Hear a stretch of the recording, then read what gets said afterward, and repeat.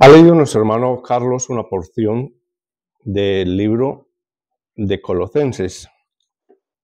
Antes de empezar, quiero recordarles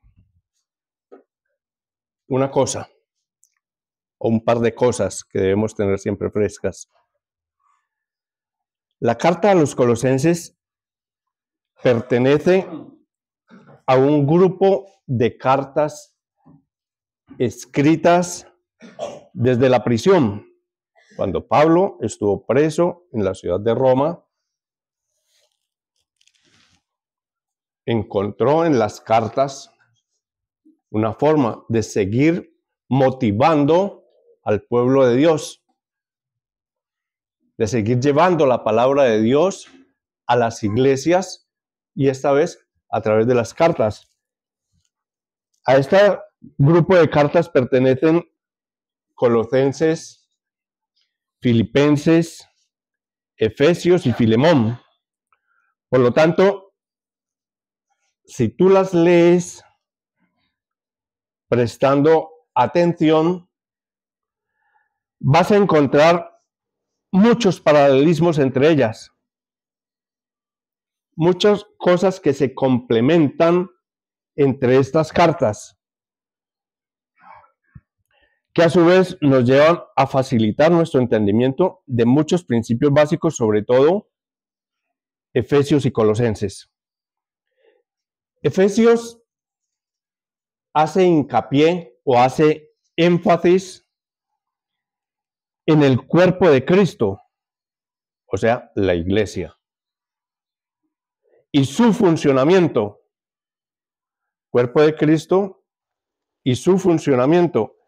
Quiero leer en Efesios capítulo 4, los versos 11 y 12 que dicen así. Y él mismo, ¿quién es él? Cristo Jesús. Cristo Jesús.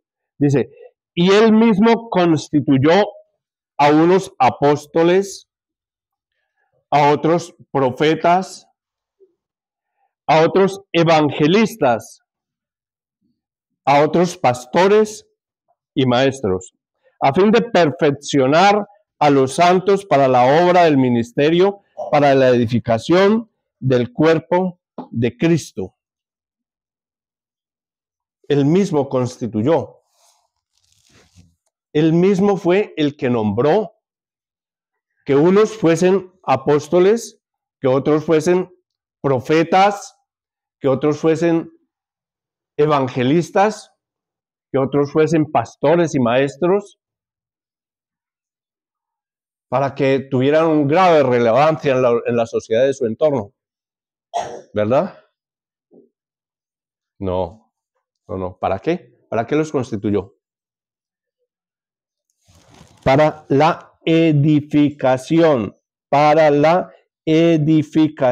del cuerpo de Cristo. Hace mucho énfasis, pues, en el orden de la iglesia, en el orden del cuerpo de Cristo. Y es que Dios es un Dios de orden. En Dios todo tiene un orden preestablecido. Un orden que está preestablecido mucho antes de ese primer momento. Ya estaban establecidos los órdenes.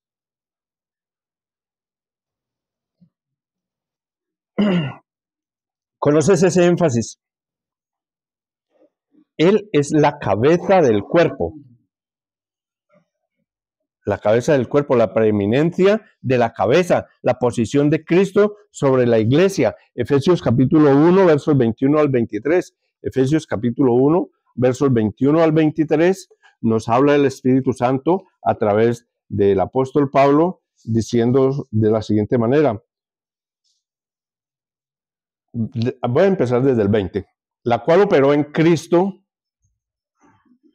la fuerza, la cual operó en Cristo, resucitándole de los muertos y sentándole a su diestra en lugares celestiales. Sobre todo principado y autoridad y poder y señorío y sobre todo nombre que se nombra no solo en este siglo, sino también en el venidero. Y sometió todas las cosas bajo sus pies y lo dio por cabeza sobre todas las cosas a la iglesia. Lo dio por cabeza sobre todas las cosas a la iglesia. Cristo es preeminente. Cristo es la persona más importante. Cristo es lo más importante de la iglesia. Él es la cabeza, la posición de Cristo sobre la iglesia de Cristo. Es preeminente. Él es antes de todas las cosas. Antes de que todo fuese, antes de que todo existiese, ya Él existía. Ya Él estaba aquí. Él es antes de todas las cosas. Y Él es antes que todo principado, que toda autoridad, que todo poder, que todo señorío, que todo nombre sobre que se nombra, no solamente en este siglo.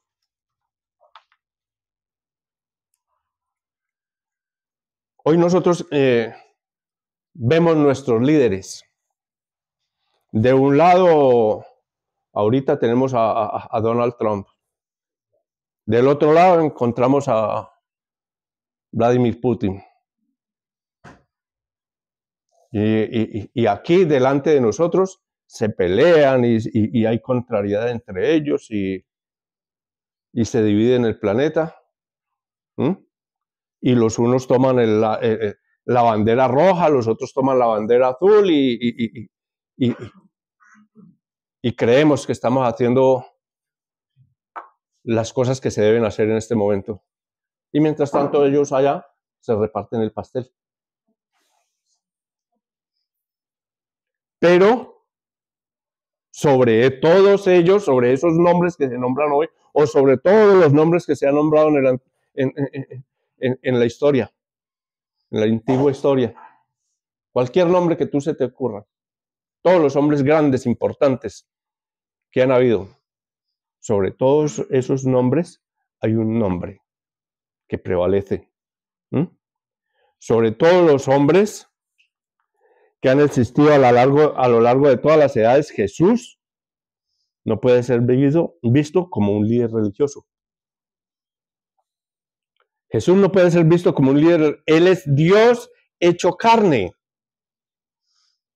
Es el verbo humanado. Él es la imagen del Dios invisible.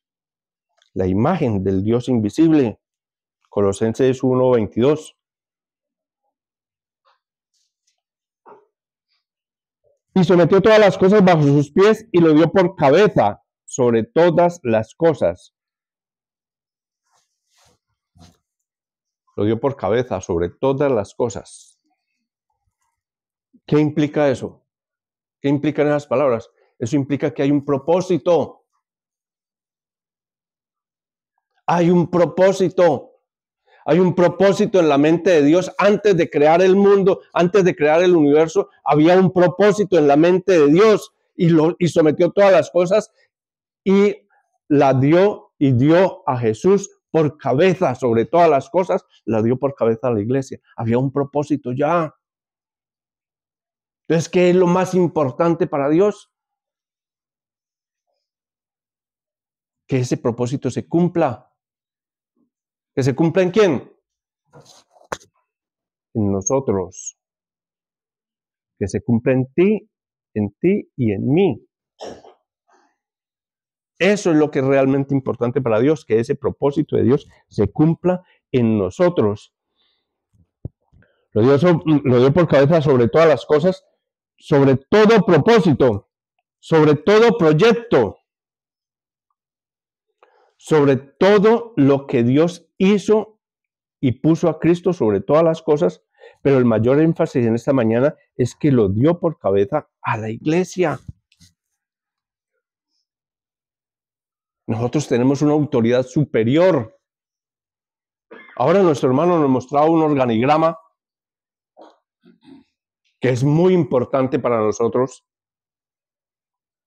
saber quiénes son las personas que encabezan el liderazgo de esta congregación. Eso es importantísimo. Saber quién lleva tal ministerio o a quién puedo yo acudir para ayudar. Eso es importantísimo. Pero por sobre todos esos nombres que están allí escritos en este organigrama, está el nombre de Cristo Jesús. Está el nombre de Cristo Jesús. Para que no se nos olvide. Para que tengamos siempre en cuenta que tú has venido aquí en esta mañana para servir ¿a quién? A Cristo Jesús. No a Jesús Manzano. No a Juan Lázaro. No a José Cisniegas. No has venido a servirles a ellos. Ellos son apenas servidores en el organigrama de Dios. Servidores. Tú has venido aquí a servir a Cristo Jesús. Tú has venido aquí a adorar a Cristo Jesús. Entonces, lo repito, Jesús no puede ser visto como un líder religioso. Porque Jesús no vino aquí a fundar religiones. Él no vino aquí a fundar religiones. Él vino aquí a enseñarnos una nueva forma de vida.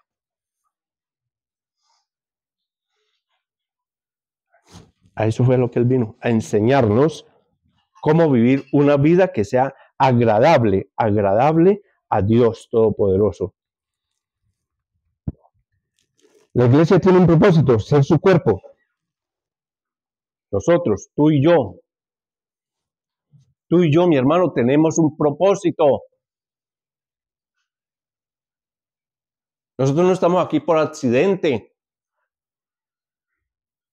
Nosotros no estamos aquí por un azar del destino, porque encontramos esa puerta abierta y nos zampamos para acá.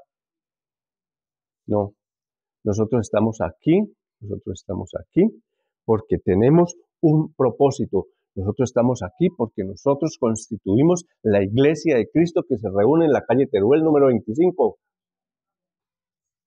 Y tenemos un propósito. En el organigrama de Dios, nosotros aparecemos allí con un propósito. Nos ha puesto aquí para algo.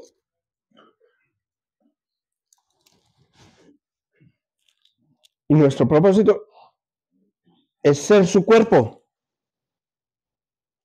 Ser su cuerpo, ser la plenitud en la tierra de aquel que todo lo llena en todo.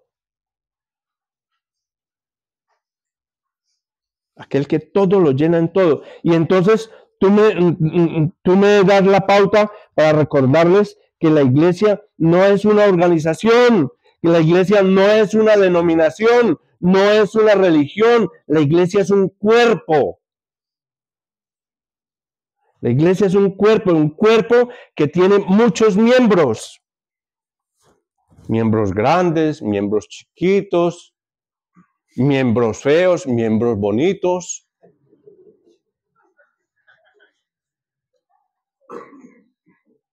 Tiene muchos miembros. Unos sirven para una cosa, otros miembros sirven para otra. Muchos miembros tiene la iglesia. Y tú eres uno de esos. Tú eres un orgánulo en el cuerpo de Cristo. Puesto allí, como todos los órganos que tiene nuestro cuerpo, puesto allí con una función específica. Hay funciones en nuestro cuerpo que se manifiestan desde el mismo segundo en que nacemos a la vida, como el respirar, nuestros pulmones. Si inmediatamente tú sales del vientre de la madre, no respiras, mal la llevas. ¿Mm? Hay otras funciones, otros órganos de nuestro cuerpo que se desarrollarán mucho tiempo después, según la función que le haya correspondido. Pero todos y cada uno de nosotros somos un órgano de este cuerpo. Algunos llegan aquí e inmediatamente empiezan a funcionar. De inmediato. Ya encontraron su ministerio y empiezan a funcionar en el cuerpo de Cristo. Otros se demoran algo más. Otros pasan un tiempo y otro tiempo y todavía no encuentran su lugar hasta que de pronto el Espíritu Santo ¡pup! Enciende ese bombillito y empezamos a funcionar en el cuerpo de Cristo. ¿Mm? Entonces, estos miembros que tienen funciones, tú no vas a la iglesia,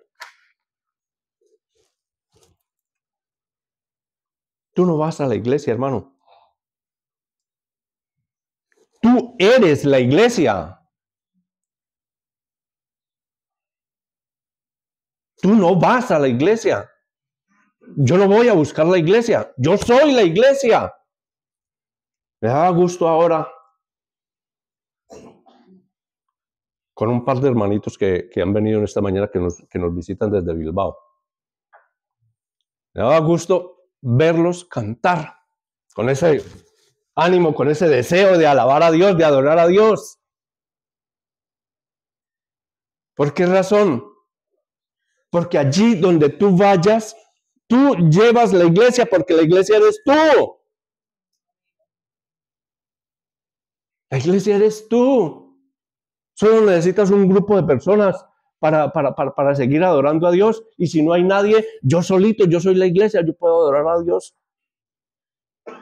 La iglesia eres tú. En la iglesia a la que tú perteneces necesitas encontrar tu función. En la congregación, corrijo, en la congregación a la que tú perteneces necesitas encontrar tu función. ¿Qué función llevas a cabo en tu iglesia? ¿Qué función llevas a cabo en tu iglesia? Porque esto no es una organización, esto es un organismo vivo que crece, se desarrolla, se multiplica. Me preguntaba una hermanita ahora, bueno, ¿y cuando ya no quepamos en este local? ¿Mm?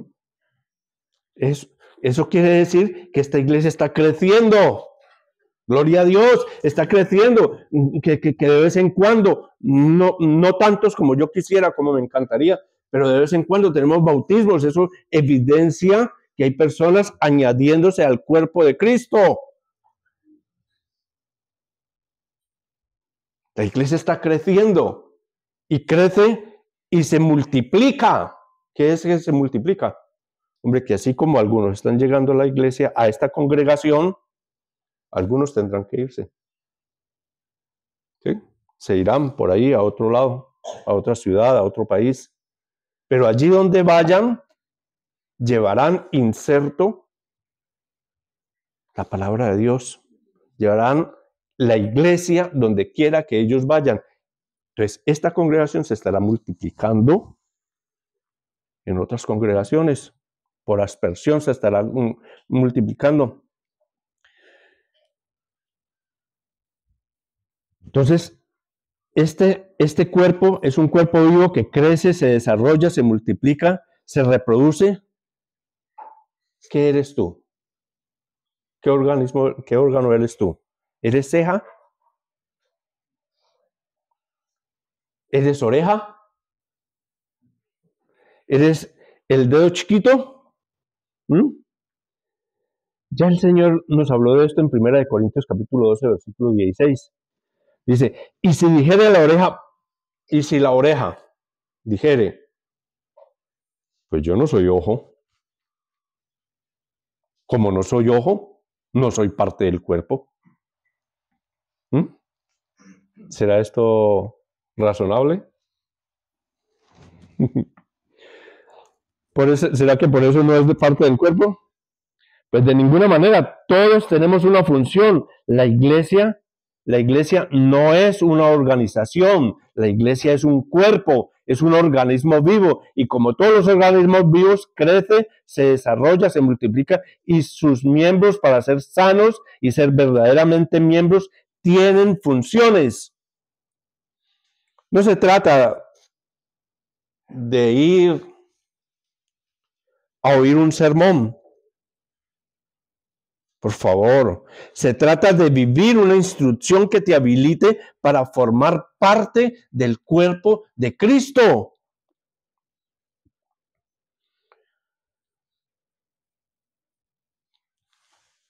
Estas son las dos realidades que tienen estas dos cartas. Muy paralelas. Efesios haciendo énfasis en la organización.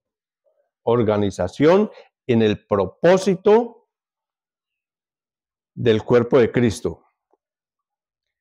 Y Colosenses resaltando la preeminencia de Cristo sobre el cuerpo, en quien todo el cuerpo bien concertado y unido por todas las partes, por todas las coyunturas que se ayudan mutuamente según la actividad, dice la Escritura, en quien el cuerpo bien concertado, bien unido por todas las coyunturas que se ayudan mutuamente según la actividad. ¿Cuál es tu actividad? ¿Cuál es tu actividad? La actividad propia de cada miembro. Y recibe su crecimiento edificándose en amor. Mi primera pregunta es esta. Mi primera pregunta de esta segunda parte es esta. ¿Eres cristiano?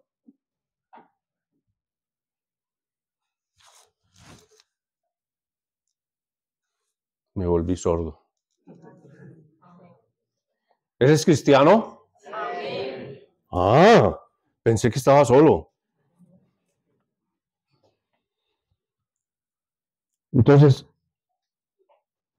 si eres cristiano, ¿cuál es tu actividad? ¿Cuál es tu actividad? ¿Eres oreja? ¿Eres ojo? ¿O eres simplemente barro? Sin forma, barro. Sin oficio, barro. Pero barro a la espera de ser moldeado. A la espera de ser moldeado. A lo mejor tú eres solamente eso. Estás esperando que Dios te moldee, que Dios haga de ti esa vasija que Él necesita para ese momento específico.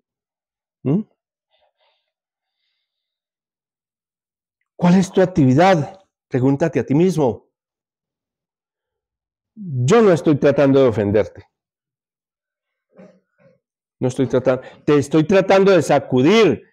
¿Qué se hace con una persona? ¿Qué se hace con una persona que ha perdido la conciencia y no despierta? ¿Qué se hace?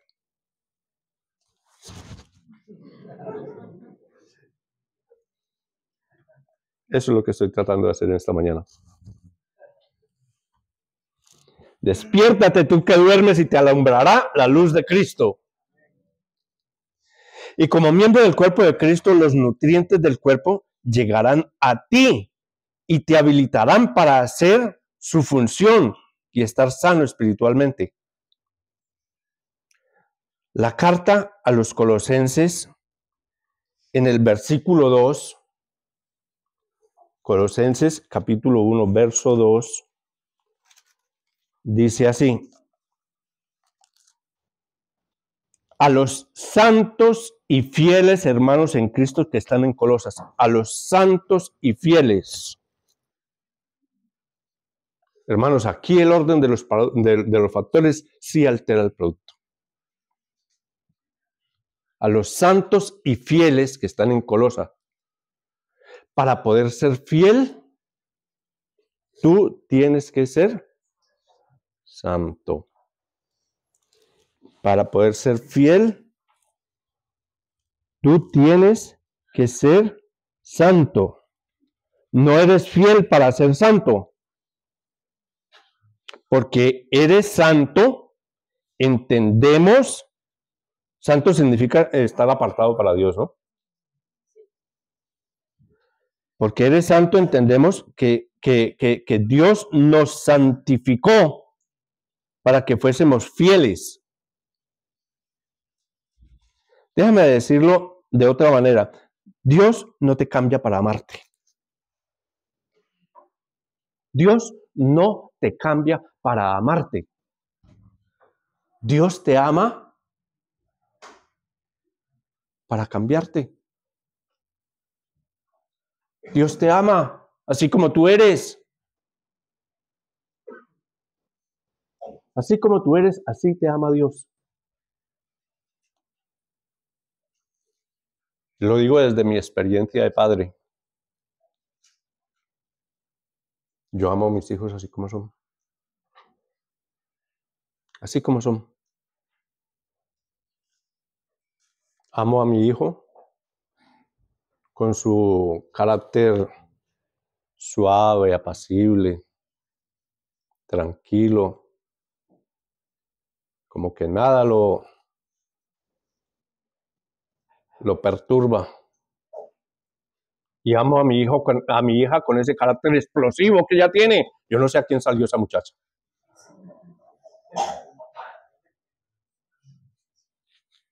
Los amo así, como ellos son. No los amo para que sean mis hijos. Los amo porque son mis hijos. Déjame decirte una cosa en esta mañana, hermanito. Yo sé que nadie te lo ha dicho. Tú eres hijo de Dios. Por eso Dios te ama. Te ama Dios. ¿Cuánto te ama Dios? Te ama muchísimo. Dios nos santificó para que fuésemos fieles. Ese amor de Dios te habilita y te transforma a su imagen. Te transforma a su imagen. Te ama para cambiarte. Y si Dios santificó tu vida, habrá fruto. Si Dios santificó tu vida, habrá fruto y crecimiento espiritual. Habrá fruto y crecimiento espiritual. Dice en el versículo 6 que ha llegado hasta vosotros así como a todo el mundo y lleva fruto y crece también en vosotros. La palabra de Dios sembrada en ti produce un fruto. La palabra de Dios, cuando nosotros la aceptamos y cuando nosotros asimismo nos hacemos tierra buena, la palabra de Dios fructifica en nosotros. ¿Cuánto fructifica? Solo Él lo sabe. Algunos hasta el 100%, yo no sé cómo será eso. Pero hay otros al 60%, al 30%. Bueno, ya por ahí me voy acercando yo. Casi que me pilla a mí. Entonces, la palabra de Dios fructifica en nosotros. ¿Y de qué fruto estamos hablando? ¿De qué fruto estamos hablando? Gálatas capítulo 5, verso 22. ¿Y los frutos del Espíritu son qué? Gozo, paz, paciencia, benignidad.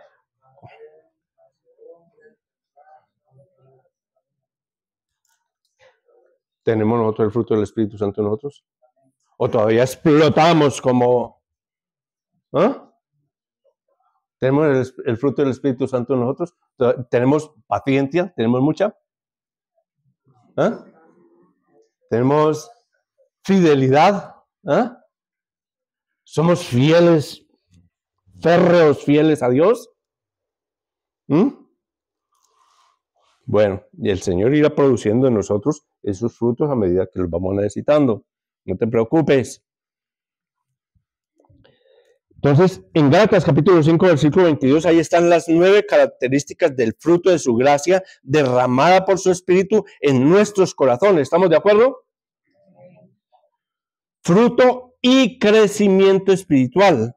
La vida del cristiano nunca se estanca, hermanos. La vida del cristiano nunca se estanca. O está en crecimiento o está decreciendo, pero estancada nunca. Estancada nunca. La vida del cristiano nunca se estanca. Filipenses 1:6. Filipenses 1:6 nos dice la Escritura, y estando persuadido de esto, del que comenzó en vosotros la buena obra, la perfeccionará hasta el día de Jesucristo. Hermanito, pero es que yo no sé cuál es mi don. Es que, y el Señor sí será que me usa así como soy yo. Yo te digo, hermanito, si me usa a mí, ¿cómo no te va a usar a ti? El que comenzó la obra en ti, la perfeccionará. Si Dios te necesita aquí, si Dios te tiene aquí, es porque te necesita aquí. Y si Dios te necesita, Él te perfeccionará para la obra la cual ha encomendado para ti. Él te perfeccionará.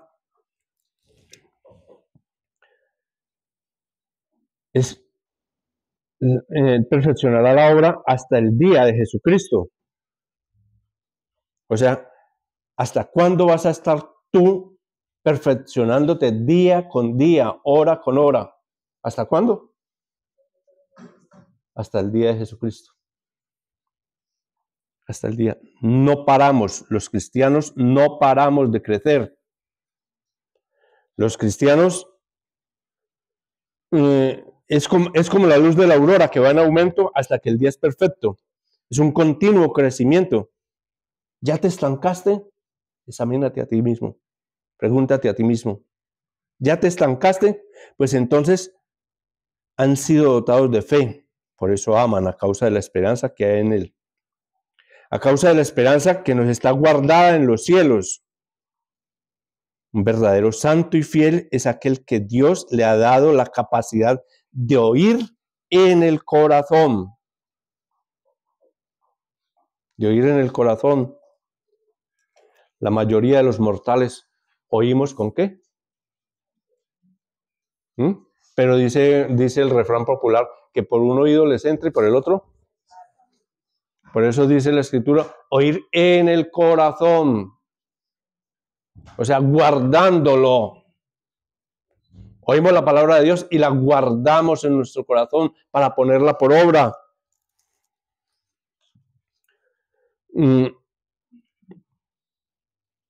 Y que le concede, aquel que le cree y pone por obra, le concede el don de ser llamado hijo de Dios. ¿Dónde están tus obras?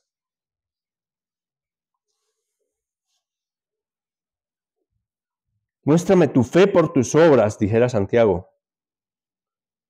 Y no estamos hablando de que las obras son para la salvación. No, Señor. Las obras no son para la salvación. Pero definitivamente la fe se conoce, la fe se muestra por las obras. Las obras no son para, pero las obras sí son por. Un verdadero cristiano tiene paciencia y longanimidad. Un verdadero cristiano tiene paciencia y longanimidad en las pruebas en él y a través de él para seguir avanzando en el reino de justicia. Paciencia, hermanos, paciencia es cuánto aguanta esta mesa. ¿Cuánto aguanta? ¿Cuánto resiste esta mesa? ¿Sí? Y longanimidad es por cuánto tiempo va a aguantar.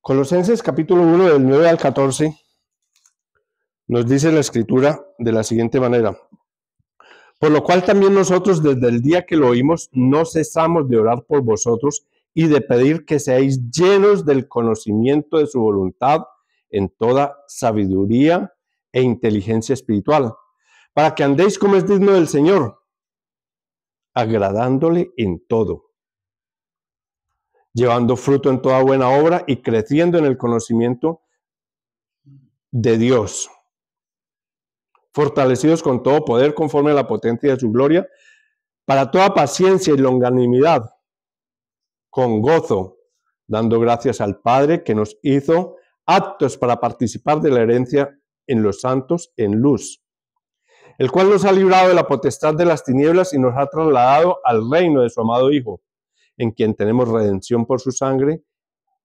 y el perdón de los pecados.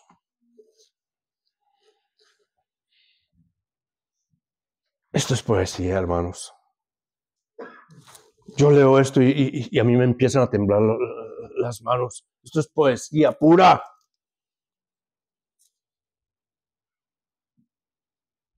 Y si terminas con Filipenses capítulo 4, verso 13, todo lo puedo en Cristo que me fortalece. Hermano, aprende la Biblia. Aprende la Biblia, guárdala en tu corazón, atesóralo, que sea tu más grande tesoro. En el verso 15, Él es la imagen del Dios invisible, el primogénito de toda creación, porque en Él, ¿en quién? En Cristo Jesús fueron creadas todas las cosas. En Él fueron creadas todas las cosas. ¿Qué quiere decir? Que antes de que hubiese universo, ya estaba Él. Y en Él fueron creadas todas las cosas en Cristo Jesús.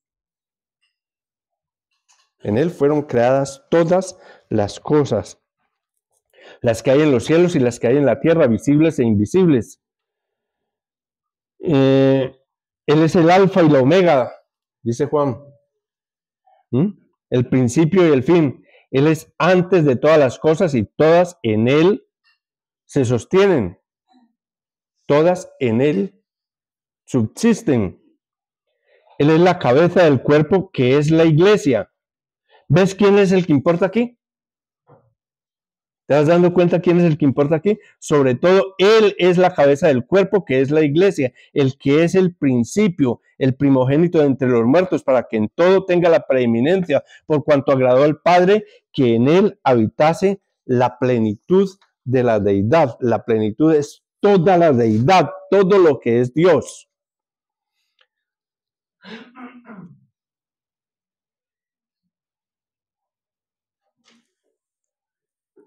Hermanitos, me llevaría todo el día hablándoles acerca de Cristo Jesús, porque me encanta, me gusta muchísimo hablar de Cristo Jesús. Vivo para Él. Quiero terminar, hermanos, contándoles un poquito acerca de mi vida. Una vez retirado de las fuerzas militares, me encontraba yo como un barco a la deriva. Y a la falta de una autoridad que le diera rumbo a mi vida, empecé a dar tumbos entre el sexo, el alcohol, las drogas. Iba rumbo al abismo más profundo. Ahora, la pregunta aquí es simple. ¿Cómo podría una persona que es esclava de la violencia, del libertinaje sexual, el alcohol, las drogas, haber dejado todo y enfocarse en crecer y ser mejor cada día? Y que su propósito en este mundo se cumpla. Pues te cuento que ese yo del cual te hablo en esta mañana, ese viejo hombre está crucificado en Cristo Jesús. Está crucificado en Él. Y ya no vivo yo, es Cristo quien vive en mí. Y lo que ahora vivo, lo vivo en la carne, lo vivo en la fe del Hijo de Dios, el cual me amó y se entregó a sí mismo por mí. Hermanos, doy la gloria a Dios porque hoy tengo un propósito. Hoy yo tengo un propósito. Tengo por quién vivir a pesar de mis circunstancias. Tengo por quién vivir a pesar de mi situación. La Biblia dice, da gracias a Dios en todo. Da gracias a Dios en todo, porque esa es la voluntad de Dios. No por el problema, da gracias en el problema, no por la cura, da gracias en la enfermedad, no por el fracaso. Da gracias en tu fracaso, en tus hijos muriendo, en tus hijos yendo a prisión, en tu matrimonio separado, en todo. Él dice, da gracias a Dios en todo. Gracias. Señor, gracias porque me sigues. Gracias porque tú estás en el trono. Señor, gracias porque tu palabra sigue funcionando. Gracias, Señor, porque mantienes tus promesas. Gracias, Señor, porque voy a ir al cielo. Gracias, Señor, porque a pesar de mi situación, tu palabra aún funciona. Funciona, hermanos. Lo diré así, no importa lo que el diablo trate de hacer, voy a continuar, porque yo tengo un propósito. Que Dios me les bendiga.